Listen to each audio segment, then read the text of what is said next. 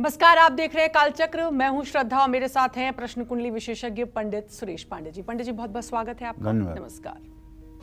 दूसरों के हाथ में ना दे अपनी 5 चीजें, वरना अपने ही हाथों हो जाएगी किस्मत खराब। देखिए कालचक्र। तो चलिए आज की चर्चा को शुरू करते हैं। अक्सर हम घर या ऑफिस में दूसरों के हाथों में ऐसी छोटी बड़ी ऐसी चीजें दे देते हैं जिस पर हमारा ध्यान ही नहीं जाता।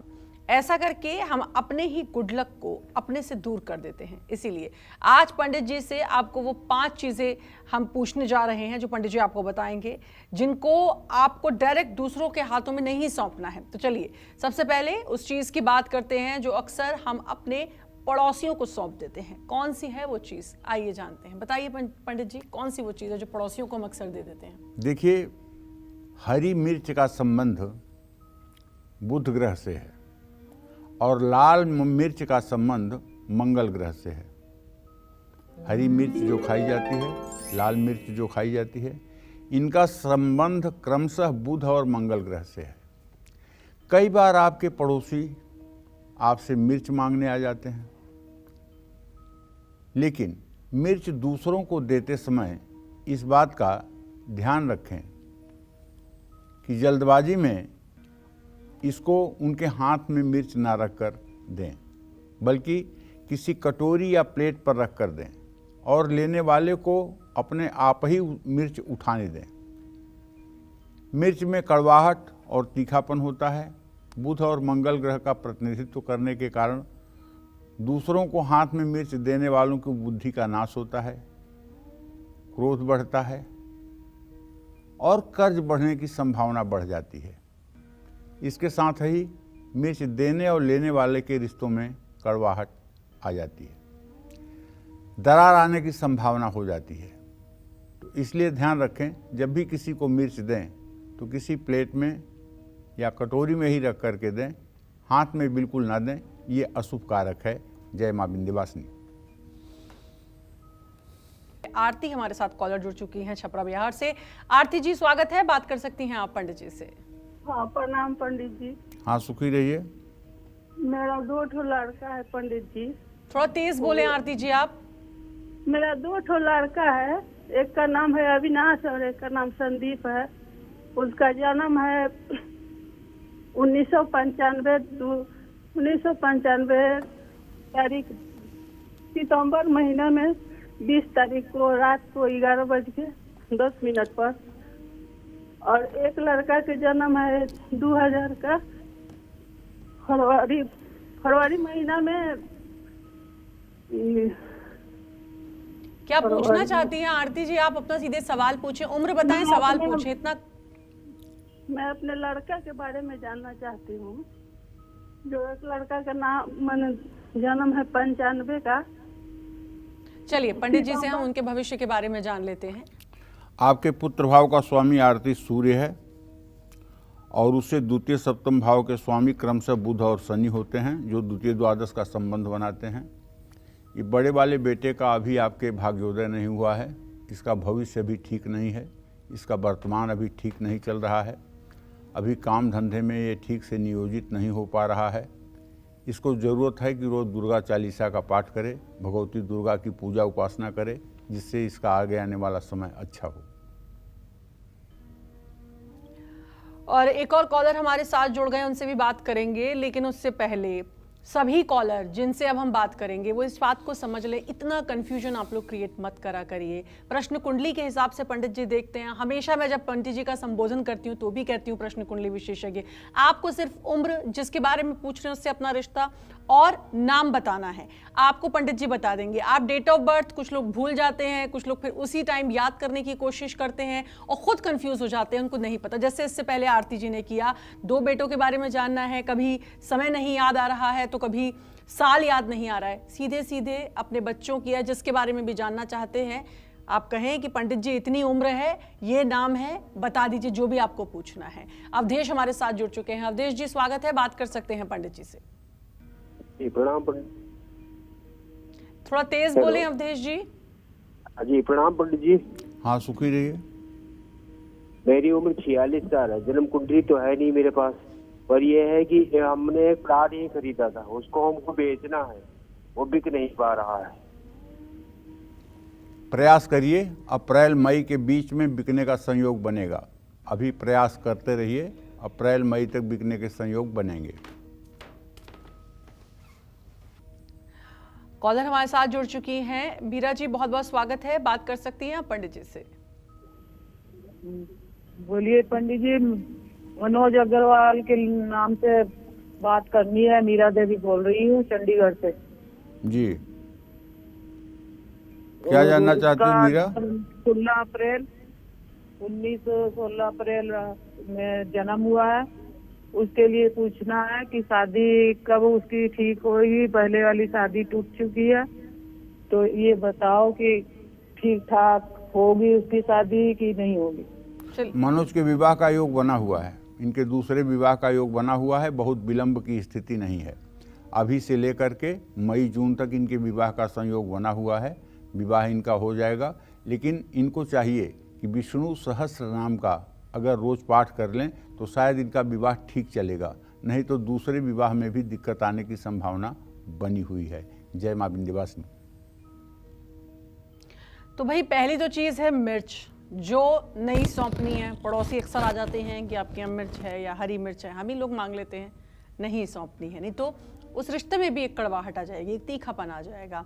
और अब बात करते हैं उस दूसरी चीज़ की जो हर किसी के किचन में होती है। ये चीज़ अगर आप दूसरों को दे देते हैं तो यकीन मानिए बुरा वक्त शुरू हो जाएगा। कौन सी है वो दूसरी चीज़, आइए जानते हैं। बताइए पंडित जी, वो दूसरी चीज़ कौन सी है? दूसरी चीज है नमक। नमक का संबंध चंद्रमा और शुक्र ग्रह से है। नमक कभी भी किसी की हथेली में सीधे नहीं देना चाहिए। बचपन से ही हमें सिखाया जाता है। नमक किसी को अगर आपको देना हो तो किसी बर्तन में रखकर, नमक का पैकेट भी किसी के हाथ में भूलकर नहीं रखना चाहिए। अपने हाथ से दूसरों के हाथ में नमक देने से संबंध खराब होते हैं और आर्थिक परेशानियां आती हैं। इसके साथ ही नमक को स्टील, प्लास्टिक या लोहे के बर्तन में रखना निगेटिविटी को बढ़ाता है। नमक को हर समय कांच के बर्तन में रखना सबसे शुभ माना जाता है। जिस घर में बार बार नमक गिरता या बिखरता है, उस घर में रहने वालों पर चंद्रमा और शुक्र ग्रह का बुरा प्रभाव देखा जाता है। जिस व्यक्ति से आपके संबंध अच्छे नहीं हैं, उनके घर का नमक भी आपको नहीं खाना चाहिए और ना ही नमक उधार लेना चाहिए। जय मां विंध्यवासिनी। तो दूसरी चीज़ है नमक, जो आपको सीधे किसी के हाथ में नहीं सौंपना है, डायरेक्ट हाथ में उसको नहीं रखना है।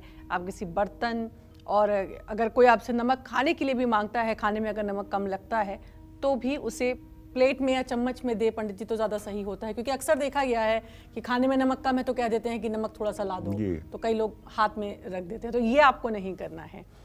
और मिथुन राशि की बात करेंगे, लेकिन उससे पहले हमारे साथ कॉलर जुड़ चुके हैं। दया शंकर जी, बहुत बहुत स्वागत है। बात कर सकते हैं आप पंडित जी से। जी बात करिए। जी पंडित जी नमस्कार। हाँ नमस्कार। मैं पंडित जी दया शंकर बोल रहा हूँ गुड़गांव से, और मेरा डेट ऑफ बर्थ है 12/8/1950। जी जी, मेरा शरीर जो है बीमारी से घिरा पड़ा है, ये कब बीमारियां छूटेंगी? क्या पूछ रहे हैं? शरीर बीमारियों से घिरा हुआ है, बीमारियां कब छूटेंगी?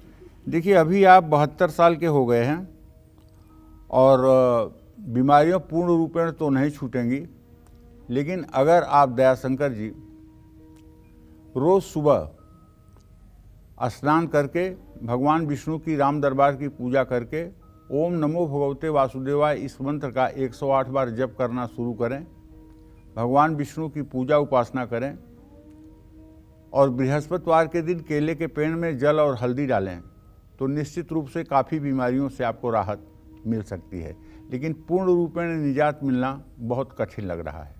तो दो चीज़ों की बात तो हो गई, और अब बात करेंगे उस तीसरी चीज़ की जो आपको कभी किसी दूसरे को नहीं देनी है, दूसरे के हाथ में बिल्कुल नहीं सौंपनी है। कौन सी है वो चीज़, आइए जानते हैं। बताइए पंडित जी।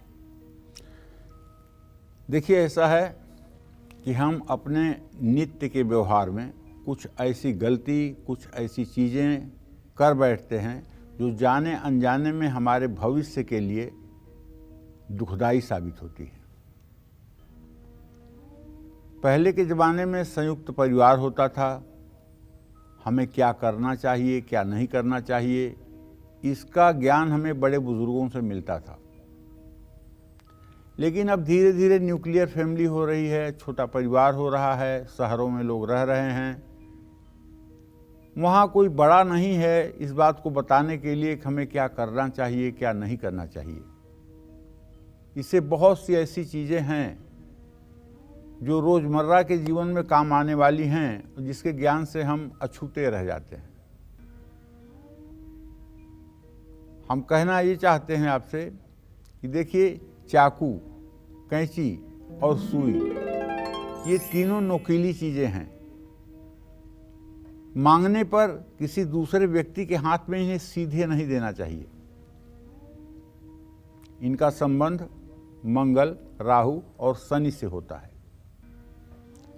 ऐसे में अगर आप सीधे दूसरे व्यक्ति के हथेली पर चाकू, कैंची या फिर सुई पकड़ाएंगे तो उस व्यक्ति से आपके रिश्ते और आप पर राहु, मंगल, शनि का अशुभ प्रभाव बढ़ेगा और उस व्यक्ति से आपके रिश्ते खराब होंगे। इन धारदार चीज़ों को देने और लेने वाले व्यक्ति के रिश्तों में दरार आ जाएगी।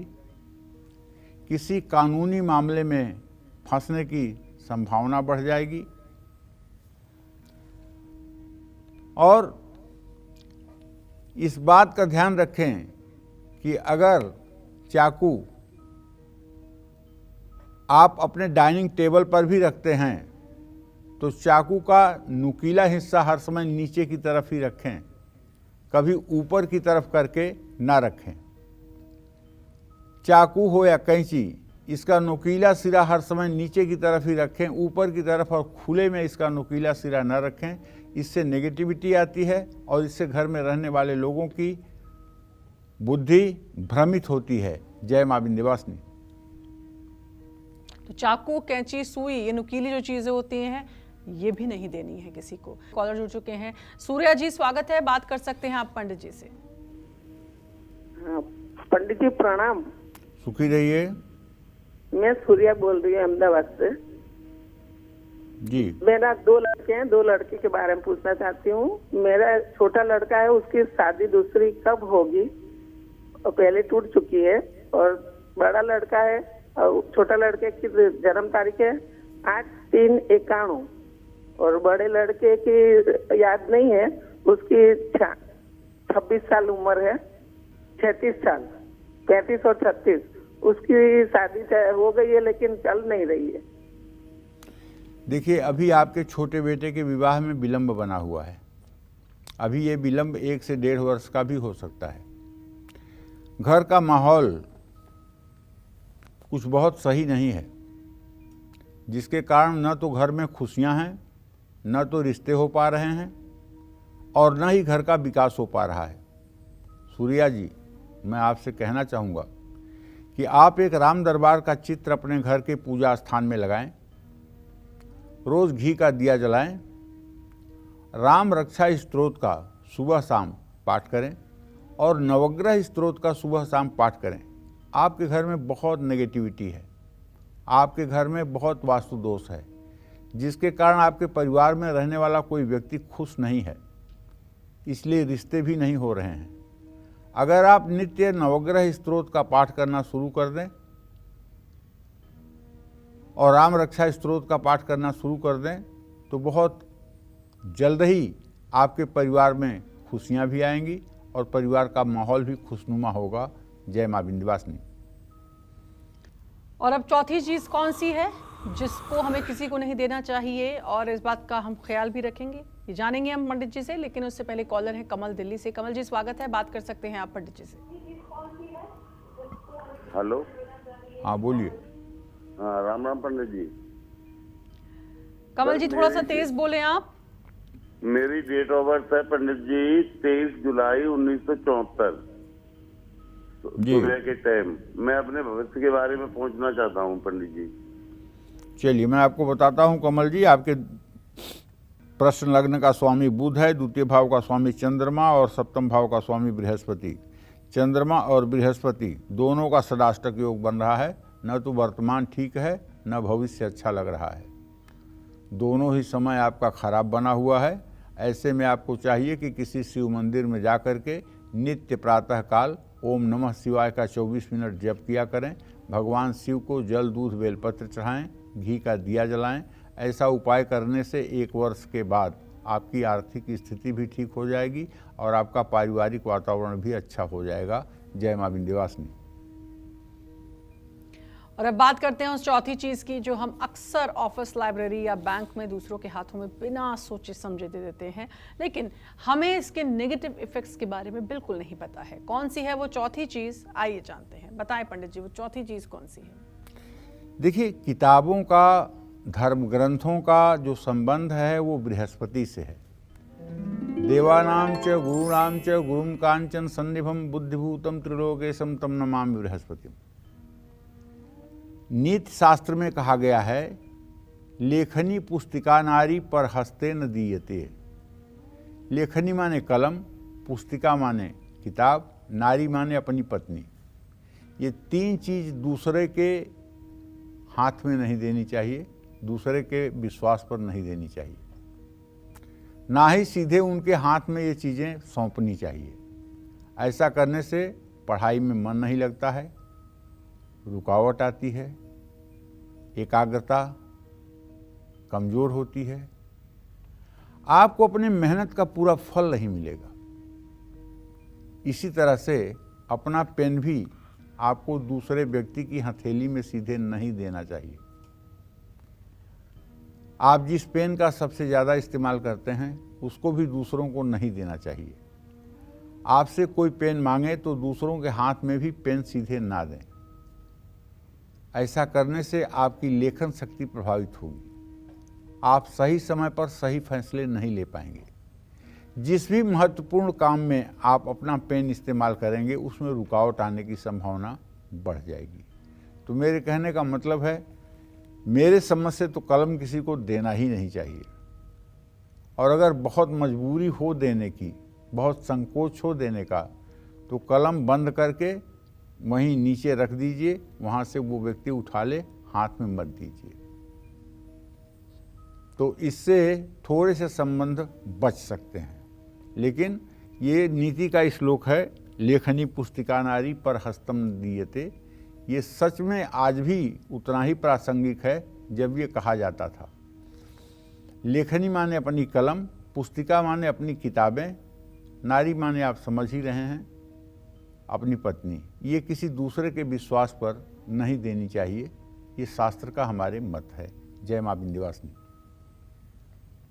और वो 5वीं चीज कौन सी है जो हम दूसरों के हाथों में ना दें, ये जानेंगे पंडित जी से। लेकिन उससे पहले देवरिया से कॉलर जुड़ चुकी हैं। पूनम जी, स्वागत है, बात करिए पंडित जी से। पूनम जी, बात कर सकती हैं आप पंडित जी से। प्रणाम पंडित जी। हाँ, सुखी रहो बेटा। पंडित जी, हम अपने बेटे के बारे में और अपने बारे में कुछ जानना चाहते हैं पंडित जी। जी।